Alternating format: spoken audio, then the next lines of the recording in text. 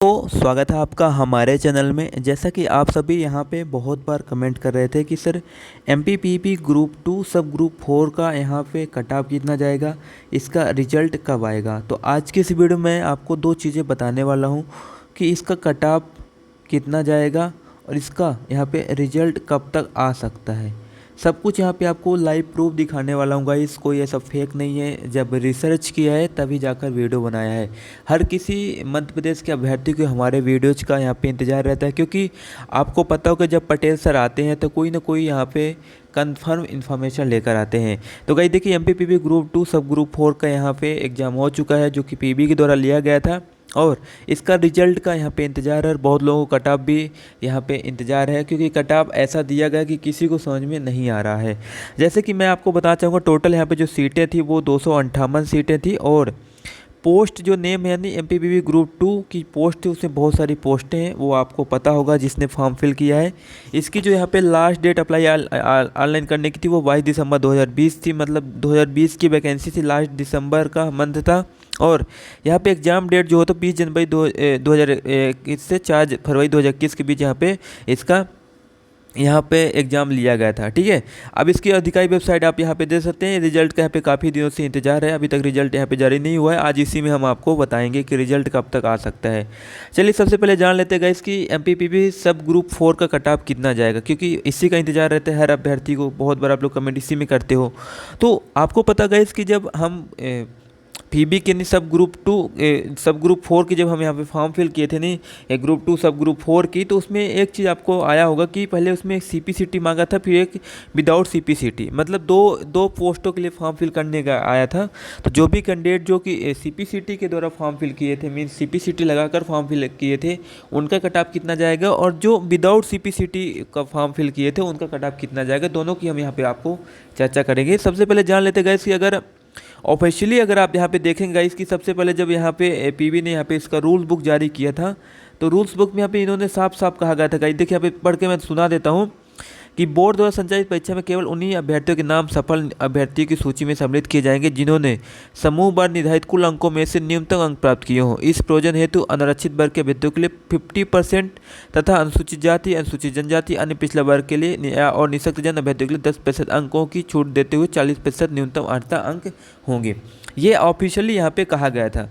अब इसको यहाँ पे कैसे समझेंगे गाइस, सबसे पहले यहाँ पे समझ लेते हैं। देखिए जनरल के लिए जो गाइस 200 में आपको 50% टोटल मार्क्स, मतलब 50% ऑफ द टोटल मार्क्स यहाँ पे एक कट ऑफ इसमें जाएगी, और 10% ऑफ द टोटल मार्क्स आप 200 में। ठीक है, आपको पता है कहीं से यहाँ पे टोटल आपका जो एग्जाम हुआ था वो 200 मार्क का यहाँ पे एग्जाम हुआ था, तो आपका 200 में कट ऑफ जाएगा।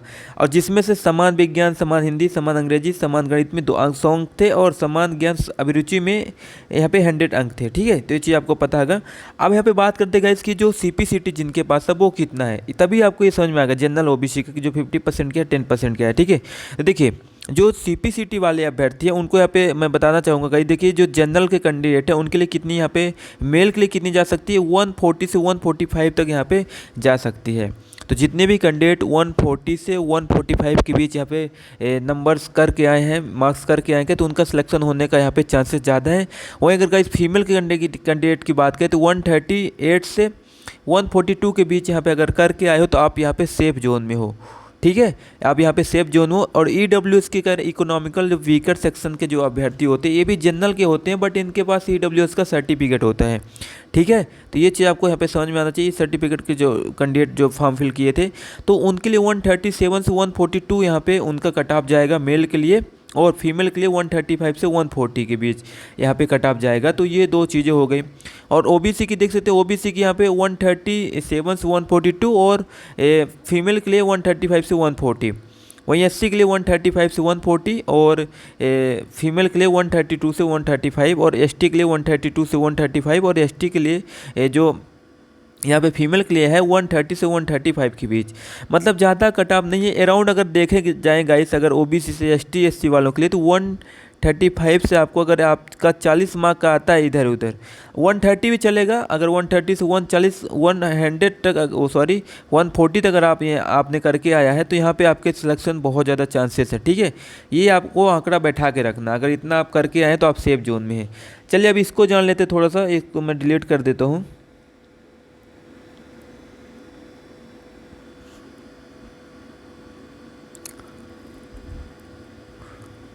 इसको मैं यहाँ पे रखता हूँ भी। चलिए मैं आपको बताता हूँ इसको, किसका, विदाउट CPCT वालों का, ठीक है। इसका भी यहाँ पे बताना जरूरी है क्योंकि इसके बहुत सारे कैंडिडेट, हालांकि इसके कम ही फॉर्म फिल किए हैं, इसको जान लीजिए, ठीक है। देखिए जो विदाउट CPCT वाले अभ्यर्थी हैं उनका कट ऑफ कितना जा सकता है। देखिए जो जनरल के हैं, टोटल आपको सीट पता है ना कितनी है, टोटल सीटें यहाँ पे आपकी हैं 258। तो उस हिसाब से यहाँ पे आपको पता होना चाहिए कि आपकी कट ऑफ तो ज़्यादा जाएगी, ये तो सबको पता है क्योंकि सीट कम है और फॉर्म ज़्यादा फिल किए थे। तो जनरल के जो कट ऑफ जाएगी गाइस 135 से 155 से 160 के बीच, यानी मेल कैंडिडेटों के लिए है, और फीमेल के लिए 150 से 155 तक जाएगी। और EWS जो कि मैंने बताया इकोनॉमिकल वीकर सेक्शन वाले जो कैंडिडेट है, मेल के लिए यहाँ पे 150 से 155 और फीमेल के लिए 148 से 150 के बीच यहाँ पे जा सकती है। OBC के लिए भी सेम ऐसा कि 150 से 155 मेल के लिए और 145 से 150 तक के लिए फीमेल के लिए।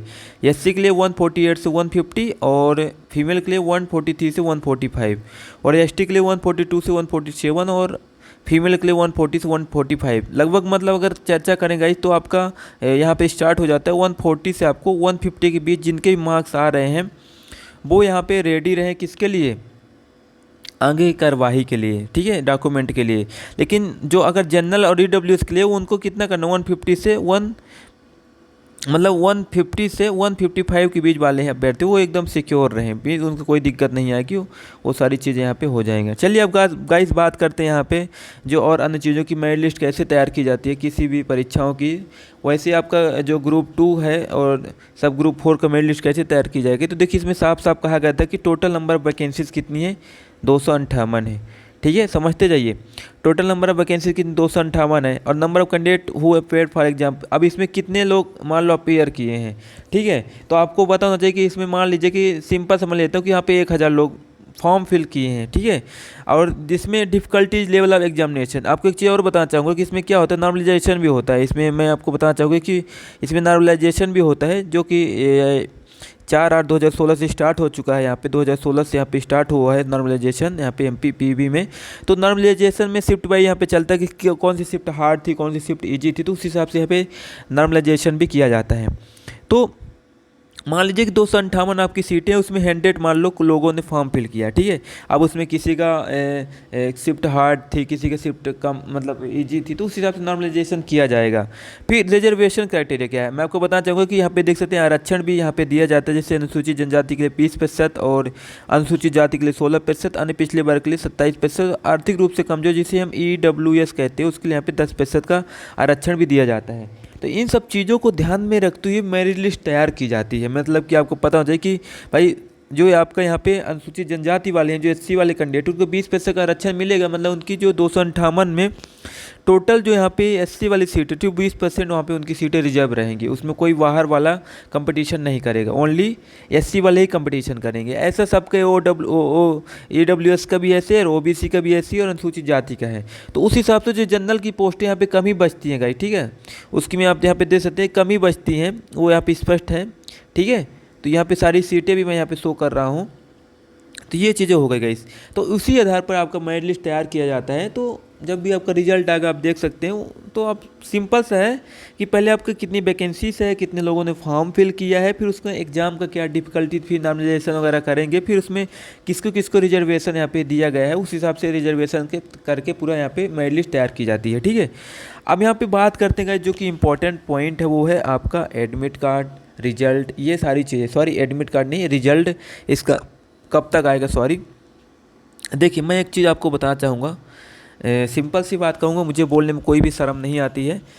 किसी भी यूट्यूबर के पास ऐसी कोई भी अपडेट नहीं होती है कि वो ये आपको 100% बता सके कि आपका जो ग्रुप 2 सब ग्रुप 4 का रिज़ल्ट कब आएगा या अन्य किसी भी परीक्षा का रिज़ल्ट कब आएगा। वो ओनली या कहें कि अपडेट है या न्यूज़ में जो यहाँ वहाँ से पता चलता है उसके अकॉर्डिंग यहाँ पे आपको अपडेट देता है। मैं आपको बताना चाहूँगा सर कि यहाँ पे जब ग्रुप 5 का रिजल्ट आया था तो बहुत सारे यूट्यूबरों को ये पता ही नहीं था कि इसका रिजल्ट भी क्या इतना जल्दी PV दे देगा। तो यही है, बहुत लोग एक्सपेक्ट कर रहे थे अगले मंथ आएगा, लेकिन वो पहले वाले मंथ में ही यहाँ पे दे दिया था। उसी प्रकार यहाँ पे जेल डिपार्टमेंट का भी किसी को खबर ही नहीं थी जेल डिपार्टमेंट का रिजल्ट कब आएगा, तो उसका भी रिजल्ट ऐसे ही दे दिया, ठीक है, किसी को पता भी नहीं चला। तो मैं आपसे कहना क्या चाहता हूँ, आप समझ लीजिए इसका भी ऐसे ही है। देखिए ग्रुप 2 सब ग्रुप 4 कर अभी किसी के पास कोई अपडेट नहीं है। PV अभी क्या कोविड का भी खतरा वगैरह कम चल रहा है, तो उसका कभी भी अपडेट यहाँ पे PV में डाल देगा, आप देख लीजिएगा। बाकी मेरे पास कोई अपडेट नहीं है। और लेकिन आप लोगों ने कमेंट किया कि कट ऑफ बता दीजिए सर, रिजल्ट कब आएगा। तो रिजल्ट उम्मीद यही किया जा रहा है कि जैसे जैसी सारी चीज़ें यहाँ पे अनलॉक हो रही हैं, तो भर्ती परीक्षाएं, रिजल्ट वगैरह भी बहुत जल्द यहाँ पे अनलॉक होगी, मतलब खुलेंगे। तो इंतज़ार है, अब हम सभी को भी इंतज़ार है कि जल्द से जल्द इसका रिजल्ट आए, भर्तियाँ शुरू हों, आप लोग खुश रहो, तैयारियाँ करो, और हम भी बढ़िया आपको अच्छा वीडियोज़ के माध्यम से जानकारी दें। तो ये मान कर चलिए कि रिजल्ट कभी भी आ जाएगा, तो आप लोग को टेंशन नहीं लेना है, रिजल्ट आ जाएगा ना। अब टेंशन लेना था परीक्षाओं के लिए, तो परीक्षा हो चुकी है, अब रिजल्ट आ गया, तो बाकी परीक्षाएं भी आप उनकी तैयारियां करिए अगर आपने फॉर्म फिल किया है, इसका आप छोड़िए अभी, ठीक है। अभी क्या इसमें कोई अलग से स्टेप नहीं है, बस आपका डॉक्यूमेंट वगैरह होना है, वो हो गया आपका। फिर CPCT टेस्ट वगैरह जो होगा आपका, टाइपिंग वगैरह, वो अलग चीज़ें हैं, उसको आप यहाँ पे पार्ट टाइम कर सकते हो, ठीक है। तो चलो गाइस, अभी आपको डिमोटिवेट नहीं होना, कभी भी रिजल्ट आ सकता है, किसी के पास कोई अपडेट नहीं है, PB ही रिजल्ट जारी करेगा, PB किसी को बता कर रिजल्ट जारी नहीं करता है, ये बात आपको पता होना चाहिए। तो ऐसी बड़ी बड़ी अपडेट जानने के लिए आप हमारे चैनल को सब्सक्राइब कर सकते हैं। मिलते हैं नए वीडियो में, तब तक लोग के थैंक यू।